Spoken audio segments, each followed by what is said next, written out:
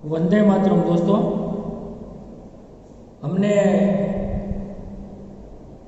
अगले तास में हमारा दूसरा जो चैप्टर था अनूठे इंसान, उनके अभ्यास के बारे में हमने अभ्यास किया था।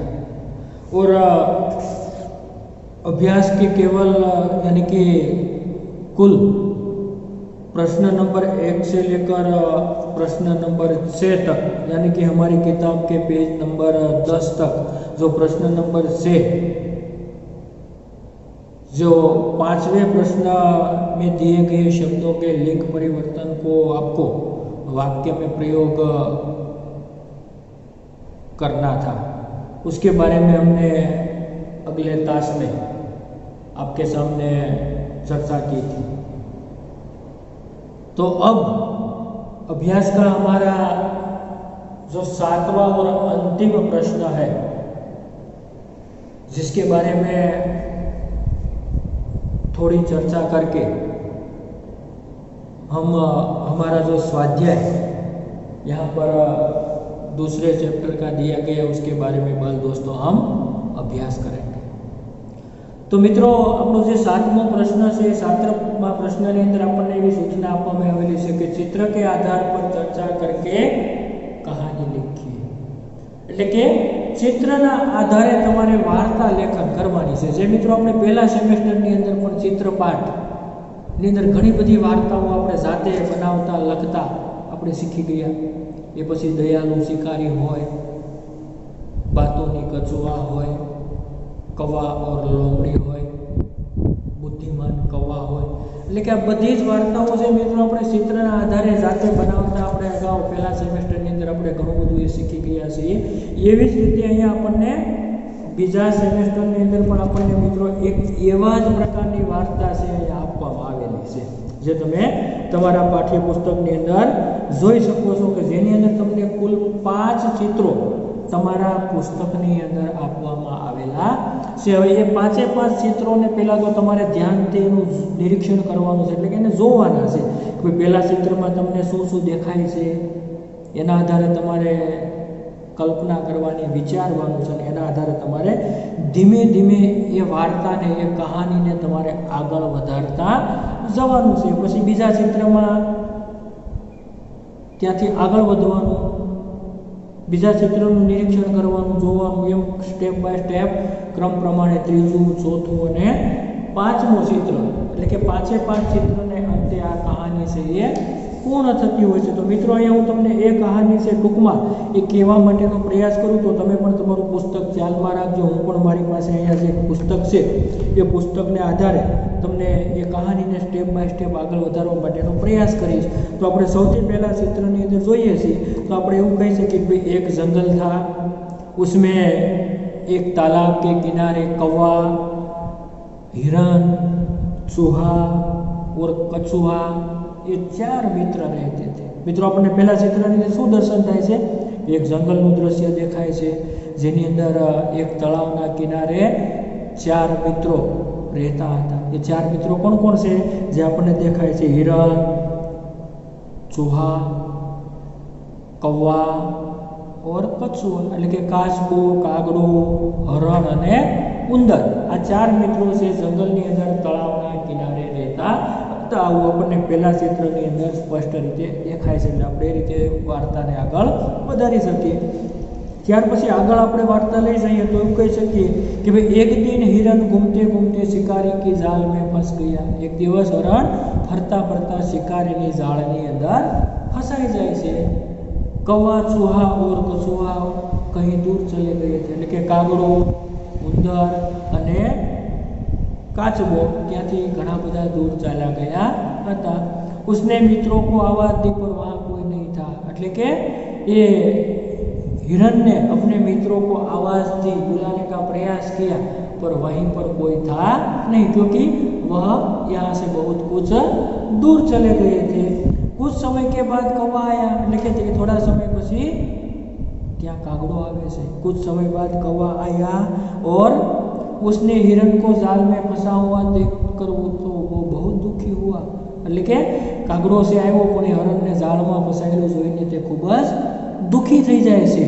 उसने हिरण से कहा, मित्र चिंता न करो, मैं अभी तुम्हें जाल से मुक्त कराता हूँ. શું કીધું? આશ્વાસન આપ્યું કોઈ મિત્ર તું ચિંતા ન કર, ઉપાધિ ન કર, હું હમણાં જ તને આ જાળમાંથી મુક્ત કરું છું, જાળમાંથી હમણાં જ તને હું છોડાવું છું. वह उठता हुआ चूहे के पास पहुंचा और बोला. પછી ત્યાંથી કાગડો ઉડતો ઉડતો ક્યાં જાય છે? ઉંદર પાસે જાય છે અને ત્યાં જઈને ઉંદરને કહે છે. શું કહે છે? चूहा भाई जल्दी चलो, अपना मित्र हिरण शिकारी की जाल में फंस गया है. क्या कहता है कि जल्दी चलो, अपना भाई हिरण शिकारी की जाल में फंस गया है, जाल काटकर उसे तुम ही मुक्त कर सकते हो. यानी कि ये जाल काटीने તમે જ એમાંથી એને છોડાવી શકો છો. यानी कि जाल काटकर तुम ही उसे मुक्त करवा सकते हो. ऐसा करो कि तुम मेरी पीठ पर बैठ जाओ तो हम जल्दी पहुंच जाएंगे. કાગડો શું કહે છે કે ભાઈ તું મારી પીઠ ઉપર બેસી જા એટલે હું ઉડવા લાગુ ને આપણે ઝડપથી ત્યાં પહોંચી જઈએ. તો કછુએ ने कहा, कौवा ठीक कहता है. શું કહ્યું? કાચબાએ ભાઈ કાગડો છે ઠીક કહે છે, યોગ્ય કહે છે. तुम दोनों जल्दी जाओ, मैं भी बाद में आता हूँ. તમે બંને ઝડપથી જાઓ, હું પણ તમારી પાછળ પાછળ હમણાં આવું જ છું.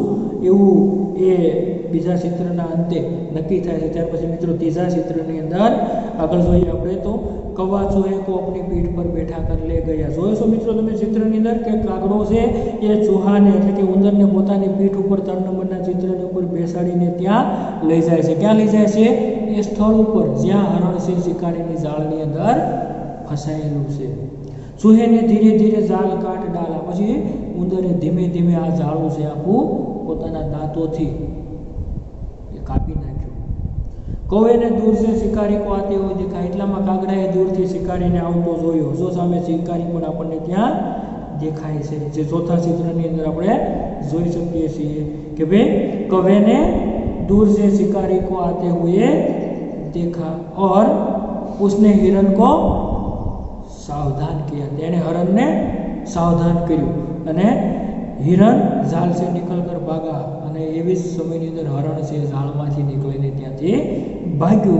चूहा पास की जाड़ी में छिप गया. ઉંદર પણ ત્યાં બાજુની એ જાળીની અંદર છુપાઈ જાય છે. तब तक कछुआ वहाँ पहुंच चुका था. એટલી વારની અંદર કાચબો છે પણ ત્યાં આવી ચૂક્યો છે. જો મિત્રો તમે ચોથા ચિત્રની અંદર જોઈ શકો છો એટલી વારમાં કાચબો પણ ત્યાં પહોંચી ગયો છે. તો શિકારી કે પાસ થેલી હતી. પછી શિકારીની પાસે એક થેલી હતી, જે તો ચિત્રોમાં આપણે જોઈ શકીએ છીએ. શિકારી પાસે એક थैली से અને हिरण को न पाकर गुस्से में उसने कछुओं को पकड़कर थैली में ले जाना था. પછી હરણને ન મેળવી શક્યો એટલા માટે આવા ક્રોધમાં આવી ગયો, ગુસ્સામાં આવી ગયો અને એણે એવું વિચાર્યું કે આ થેલીની અંદર હું કાચબાને પૂરીને લઈ જાઉં છું. એવો એ ગુસ્સામાં આવ્યો અને એને થેલીમાં કાચબાને પૂરી લેવાનું એણે વિચાર્યું. અને लेकिन तब तक कछुआ तालाब में सड़ गया. એટલી વારની અંદર તો કાચબો પણ બાજુના તળાવની અંદર જતો રહે છે અને શિકારી હાથ મળતા રહી ગયા. શિકારી છે એ હાથ મળતો રહી ગયો એટલે કે પસ્તાતો રહી ગયો. હાથ મળના દોસ્તો મુહાવરા है, आप अगाઉ શીખશું કે હાથ મળના તો પસ્તાના. શું કામ પસ્તાય છે? પોતે જે જાળ બિછાવેલી હતી ને જાળની અંદર આવેલું હરણ છે એ પોતે મેળવી શક્યો ને એટલે અને અફસોસ થયો, પસ્તાવો થયો.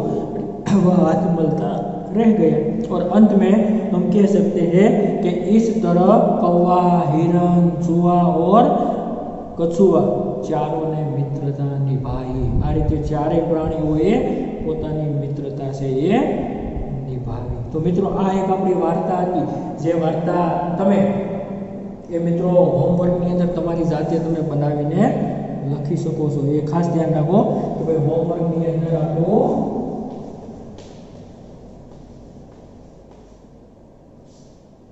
अभ्यास प्रश्न नंबर 7 से चित्र के आधार पर कहानी बनाइए.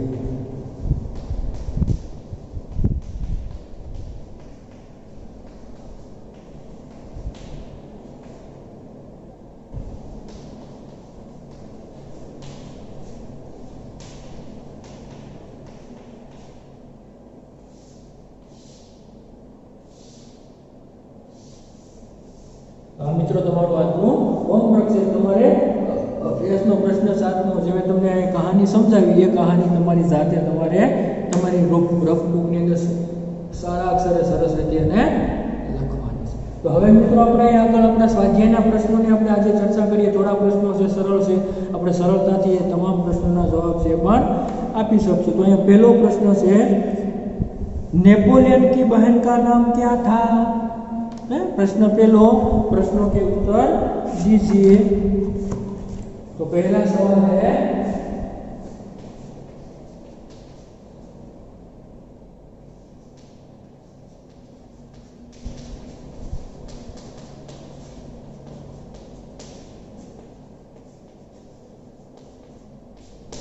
दीजिए. तो प्रश्न नंबर पहलो से, नेपोलियन की बहन का नाम क्या था? तो हम कह सकते हैं नेपोलियन की बहन का नाम इलाइजा था.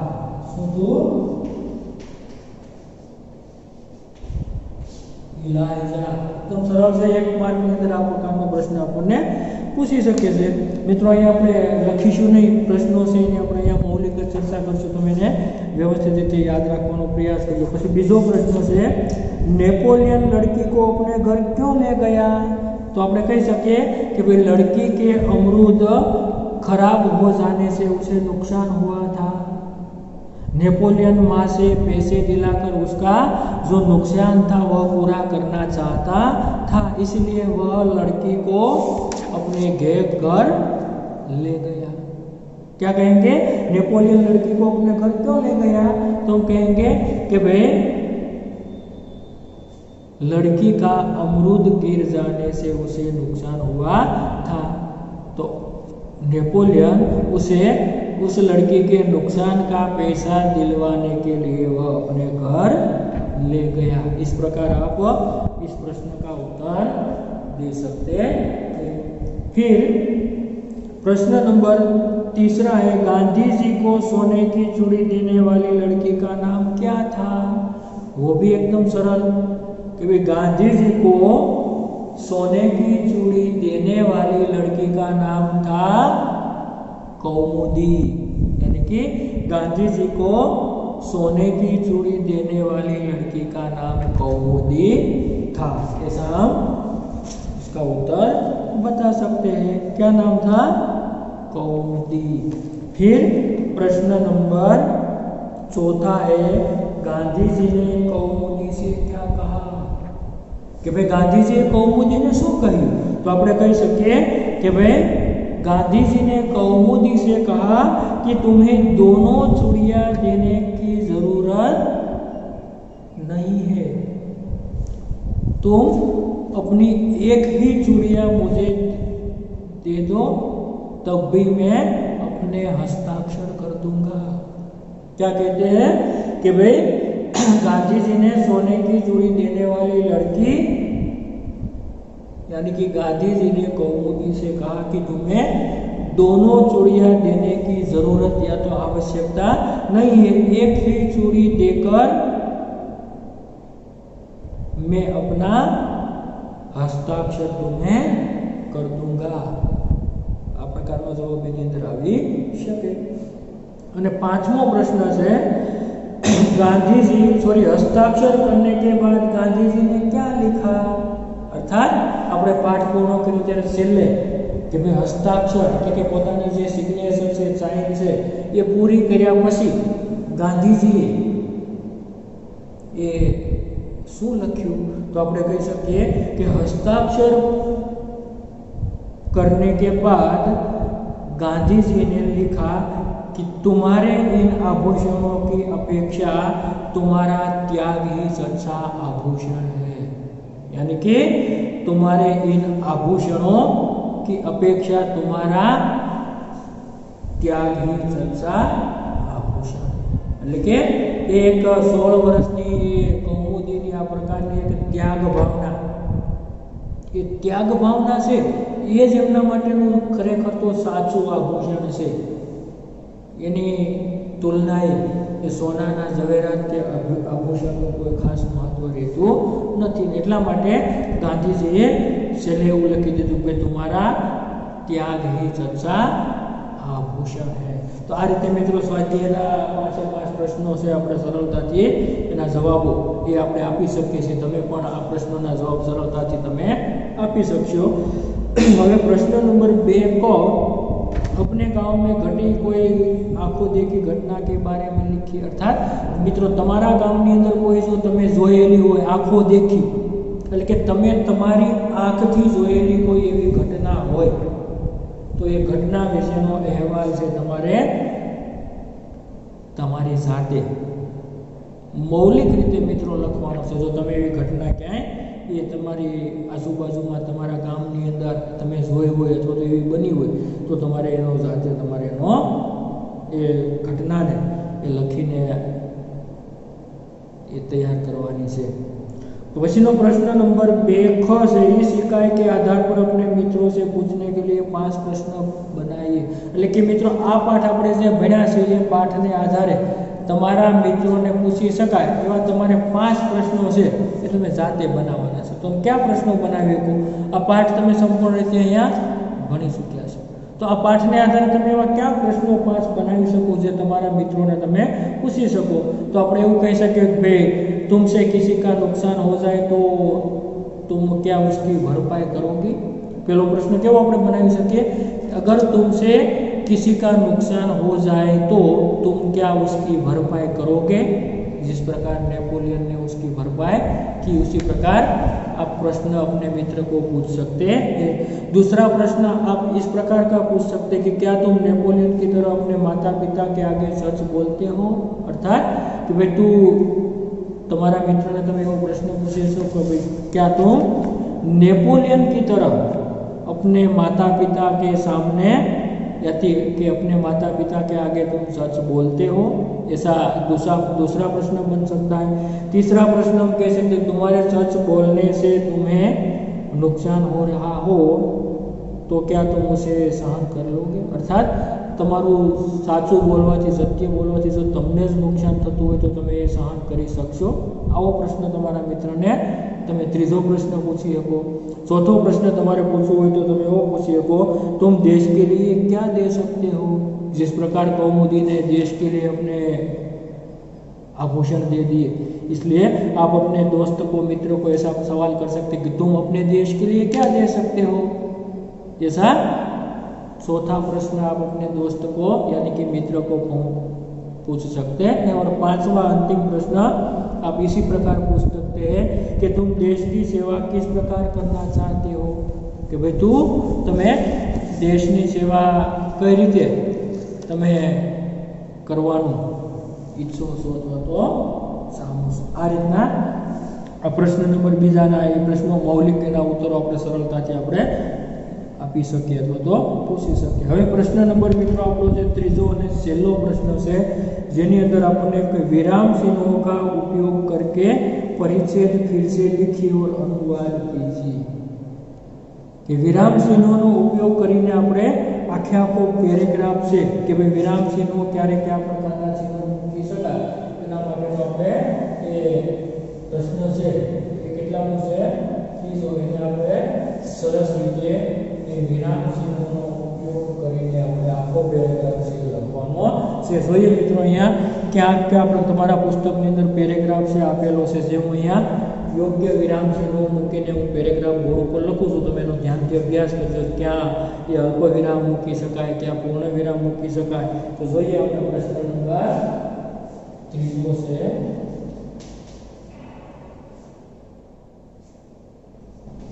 विराम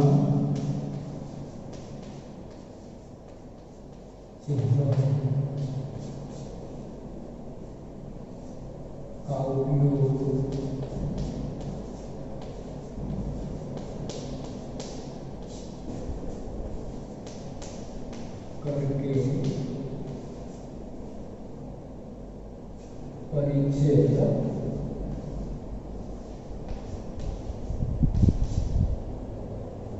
विराम चिन्हों का उपयोग करके परिच्छेद लिखिए। जो आपकी किताब में दिया गया है मैं यहाँ पर परिच्छेद आपके सामने लिखना चाहूंगा कि दुर्गावती बचपन से ही बहादुर थी। या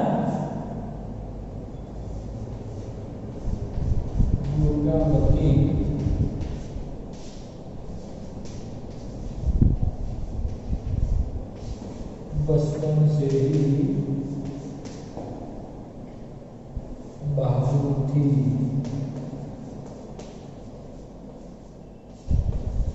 અહીંયા वाक्य पूर्ण થાય છે તો મિત્રો શું આવશે પેલા પૂર્ણ વિરામ। उन्हें युद्ध करने में अपूर्व धैर्य, उन्हें युद्ध करने में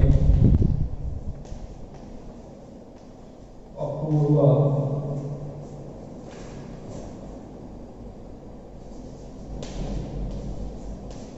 धैर्य धैर्य, दूरदर्शिता, अतुल साहस और स्वाभिमान એટલે કે એક સાથે એક ના શબ્દ હોય ત્યાર પછી શબ્દ બદલવો એટલે કે ઓર એટલે કે અન્ય શબ્દ વગર એને આગળના શબ્દની આગળ આપણે વિરામ ન મૂકી શકીએ પણ ત્યાં સુધી આપણે મૂકવું પડે। પૂર્વ ધૈર્ય, दूरदर्शिता,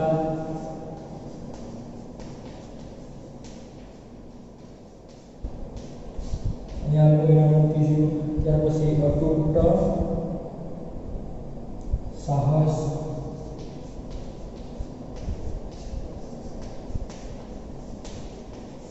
હવે અહીંયા और शब्द આવી ગયો છે એટલે આપણે રમી મૂકી શકીએ કે ભાઈ એને અપૂર્व धैर्य, दूरदर्शिता, अतूट साहस और स्वाभिमान जैसे गुण विरासत में मिले थे। स्वाभिमान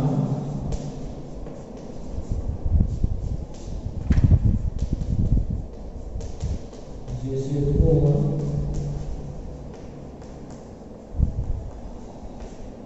विरासत में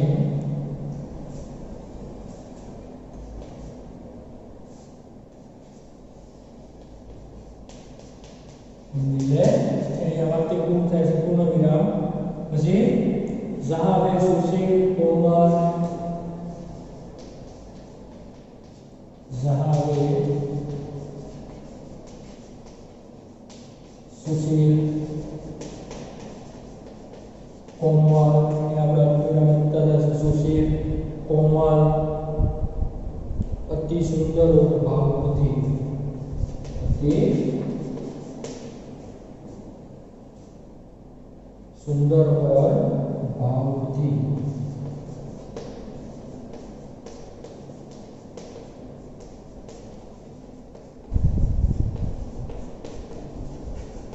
भावुक थी। वहीं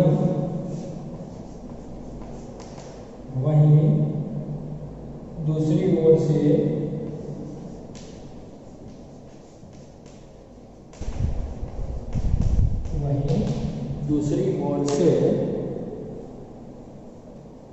वीर, साहसिक और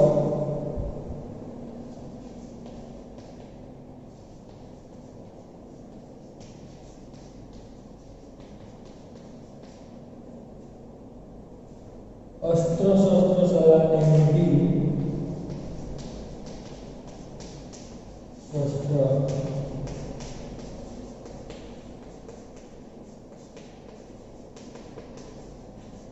अस्त्र शस्त्र चलाने में भी निपुण थी। यह वाक्य पूर्व से पूर्ण विराम शिकार खेलने में उन्हें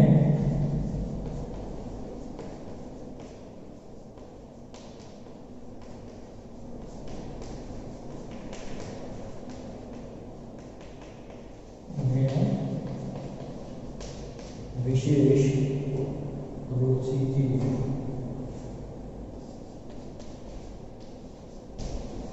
वाक्य पूर्ण થાય છે એટલે પૂર્ણ વિરામ वे तीर और बंदूक का अचूक, वे तीर और बंदूक का अचूक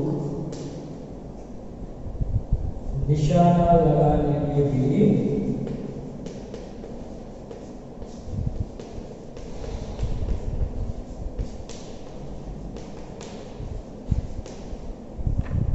कुशल थी।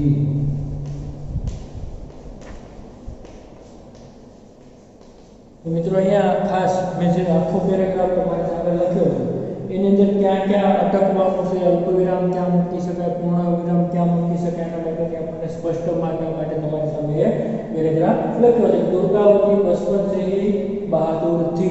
ये वाक्य पूर्ण છે એટલે પૂર્ણ વિરામ. उन्हें युद्ध करने में अपूर्व धैर्य, थोड़ा विराम लेना એટલે કે अल्प એટલે થોડું, થોડા रुकना, धैर्य, दूरदर्शिता, अटूट साहस और स्वाभिमान जैसे गुण विरासत में मिले थे. वाक्य पूर्ण विराम. ત્યાર પછી जहाँ वे सुशील, कोमल, अति सुंदर और भावुक थी એટલે કે થોડા विराम लेना पड़ता है, वहाँ अल्प विराम यहाँ पर रखा गया है. जो आप लोग विराम चिन्हों के बारे में पहले से में आप लोगों को सिखा दिया गया है कि आप सीख चुके हैं. फिर वही दूसरी ओर से वीर, साहसी और अस्त्र शस्त्र चलाने में भी निपुण थी. शिकार खेलने में उन्हें विशेष रुचि थी. वे तीर और बंदूक का अचूक निशाना लगाने में भी कुशल थी. आ रीते अहींया ये ज्यां ज्यां જરૂર પડી છે ત્યાં ત્યાં આપણે એને યોગ્ય વિરામ ચિહ્નો એટલે કે પૂર્ણ વિરામ અને અલ્પ વિરામ શબ્દનો પ્રયોગ કરીને આપણે એને મૂકવાનો પ્રયાસ કર્યો છે. હવે મિત્રો અહીંયા આપણે એ વિરામ ચિહ્નોનો ઉપયોગ करके परिचय फिर से लिखिए. હવે लिखिए और साथ में उसका अनुवाद कीजिए એવું પણ આપણને સૂચના આપેલી. તો આપણે એનો અનુવાદ કઈ રીતે કરી શકીએ કે પેરેગ્રાફ આપેલો છે, હવે આપણે મિત્રો એનો અનુવાદ કરવો છે. આપણે કહી શકીએ કે દુર્ગાવતી બાળપણથી બહાદુર હતા. દુર્ગાવતી બચપનથી બહાદુર थी અર્થાત દુર્ગાવતી બાળપણથી બહાદુર હતા. તમે પણ ધ્યાન રાખજો. પછી આગળ તેમને યુદ્ધ કરવામાં અપૂર્વ ધૈર્ય, દૂરદેશીપણું, અખંડ સાહસ અને સ્વાભિમાન જેવા ગુણ એને વારસામાં મળ્યા હતા. એટલે કે વિરાસત એટલે વારસો કે સ્વાભિમાન, સાહસ, અતૂટ વિશ્વાસ આ બધા ગુણો છે એને વારસામાં મળેલા હતા. સાથે જ જ્યાં તેઓ સુશીલ, કોમલ, અત્યંત સુંદર અને ભાવુક હતા. એટલે કે કોમલ, અતિ સુંદર और भावुक थी अर्थात જ્યાં તેઓ સુશીલ, કોમલ, અત્યંત સુંદર અને ભાવુક હતા ત્યાં બીજી બાજુ તેઓ વહી दूसरी ओर એટલે કે ત્યાં તેઓ બીજી બાજુ સાહસી, શું કહે છે, બીજી બાજુ વીર, સાહસી અને અસ્ત્ર શસ્ત્ર વાપરવામાં પણ કુશળ હતા. વીર, સાહસી અને અસ્ત્ર શસ્ત્ર વાપરવામાં પણ કુશળ હતા. શિકાર કરવામાં તેમને વિશેષ રુચિ હતી. તેઓ તીરથી અને બંદૂકથી નિશાન તાકવામાં કુશળ હતા. તેઓ શું કહે છે, તીરથી અને બંદૂકથી નિશાન તાકવામાં પણ કુશળ હતા. તો આ રીતે વિદ્યાર્થી મિત્રો આપણું ચેપ્ટર નંબર 2 છે એનું સ્વાધ્યાય આપણે અહીંયા સંપૂર્ણ રીતે પૂર્ણ કરીએ છીએ. તેમને આ ચેપ્ટરનું સ્ટડી મટીરિયલ છે મિત્રો અને અગાઉના એ વિડીયો લેક્ચરની અંદર મોકલી આપવામાં આવેલું છે, જેમાંથી જે અભ્યાસ સ્વાધ્યાયના જે જરૂરી પ્રશ્નો છે તમે તે તમારી પાકી બુકની અંદર સરસ રીતે સારા અક્ષરે તમે લખી લેજો. અને બાકી વિશેષ પ્રશ્નો છે કે સ્ટડી મટીરિયલની અંદર આપવામાં આવેલું સંપૂર્ણ છે એનું વાંચન પણ કરજો, જેથી કરીને તમે આ પાઠને એ સારી રીતે સમજી શકો અને તમને પરીક્ષાની અંદર પણ આ પાઠમાંથી કોઈ પ્રશ્નો આગળ પૂછાય તો પણ તમે એના જવાબો એ ખૂબ જ સારી રીતે તમે એને આપી શકો. અહીંયા આપણું સંપૂર્ણ બીજું પાઠ છે, બીજું ચેપ્ટર છે મિત્રો પૂર્ણ કરીએ છીએ. પરંતુ આપણે આગળના નેક્સ્ટ વિડીયો લેક્ચરની અંદર મિત્રો આપણો ભાષા સજ્જતાની અંદર એક નાનકડો એવો ટોપિક છે કહાવતે. અર્થાત આ કહાવતનો એક નાનકડો એવો ટોપિક છે. આપણે આગળના નેક્સ્ટ વિડીયો લેક્ચરની અંદર આપણે એનો અભ્યાસ કરીશું. જે બીજા પાઠની પાછળ આપેલો છે એ આપણો વ્યાકરણનો ટોપિક રહેશે. એટલે કે 2 પાઠ આપણા અહીંયા પૂર્ણ થાય છે અને કહાવત વિશે આપણે આગળના વિડીયો લેક્ચરની અંદર આપણે માહિતી મેળવશું. ખાસ કરીને પહેલા સેમેસ્ટરની અંદર પણ મિત્રો તમને મુહાવરે અને કહાવત વિશે શીખવવામાં આવ્યું હતું. આ ફરી પાછું આપણે કહાવત વિશે આપણા અંદર અહીંયા પાઠ્યપુસ્તકની અંદર આપવામાં આવેલી છે કેટલીક કહાવતો છે. એ કહાવતોનો અર્થ, કહાવતોનું મહત્વ, કહાવતોની વિશેષતા આ બધી જ માહિતી છે, આ બધી જ વાત આપણે આગળના વિડીયો લેક્ચરની અંદર આપણે કહાવત વિશે અભ્યાસ કરીશું.